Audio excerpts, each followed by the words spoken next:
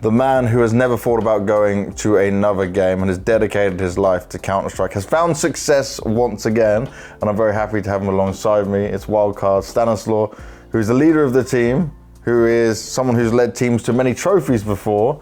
And right now, you've just gone 3-0 at the Americas RMR. Your last major was Stockholm 2021 with EG. You sadly missed out on making it when it came to Copenhagen.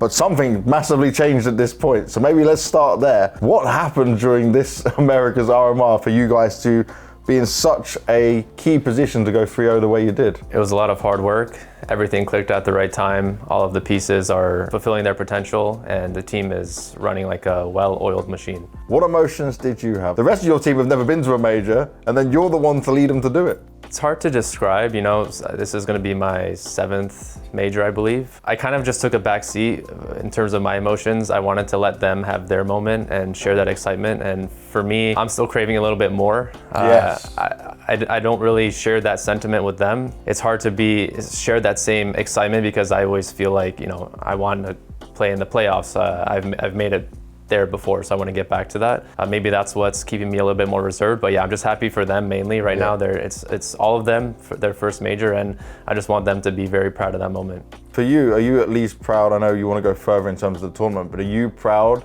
that you were the man to take them to their first major? It's a very nice feeling for sure. I think I've really come into my element as a leader.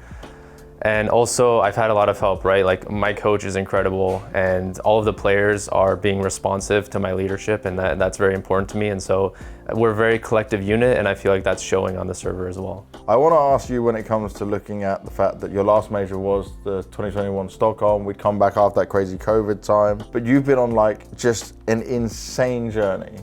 Did you ever think about giving up? I think there was a very small moment where I did, because I wasn't exactly sure if I wanted to pursue streaming, go right into coaching. Yeah. There was probably a few months right after getting let go from EG where it was a little bit of a darker time. A lot of uncertainty. I think my reputation was at the lowest it's ever been. And that's when I had to just dig deep within myself and really find myself again. The light switch came back on, and I knew I wanted to keep going.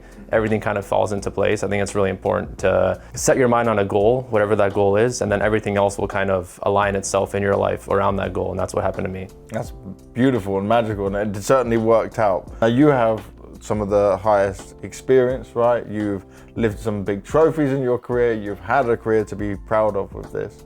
How do you try and take that experience to your young players when you're now coming to a much higher pressured event and a much higher pressured stage? Yeah, teaching the younger generation has been probably one of the most fun parts about being more on the seasoned side. Yeah. I guess I'll call myself seasoned. Yeah. You have to figure out a way to pass down your knowledge and all the things that you've picked up on to these younger players. Sometimes it can be difficult to do that because they haven't experienced it themselves, and a lot of the times, in order to learn life lessons in general, you have to go through it. And so I've taken kind of a two-step approach, which is, you know, I pass on the information, but I also encourage them to figure out answers themselves. I don't just give them the key.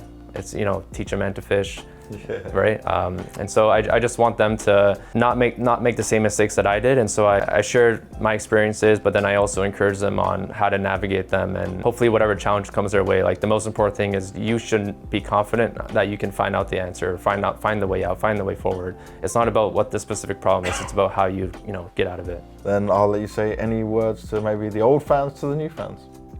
Old fans, I still see a few of you sitting out there from the Optic days or any other team that I've been on, so I appreciate your support so much. And even though I'm off of social media, your messages do sometimes filter through to me from other people, so thank you so much for your support. It really does give us that extra little bit, and I hope that if we do come back to North America at some point for a tournament, that I will see you guys in person and we can chat and get to know each other there. But the support really does help our team, so I hope you guys can keep on giving us that. Thank you very much for your time, Stan, man. Pleasure. Thank you.